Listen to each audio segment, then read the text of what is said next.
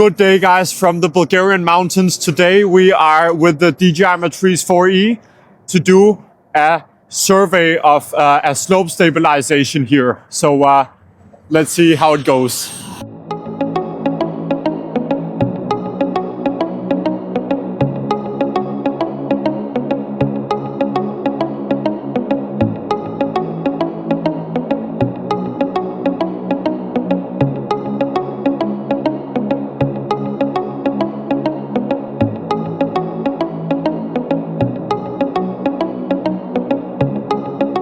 Okay, so why are we doing a survey, a photogrammetry survey of this rope stabilization here, okay?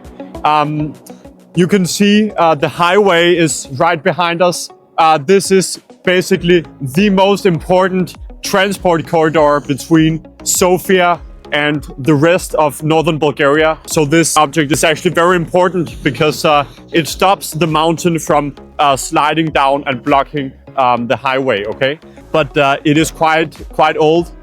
Specialists say that it could fall down within the next 6 months. So that's why we need to do an accurate 3D map of the entire area here to have a documented map basically of the area to prevent and to track damage, okay? Thank you.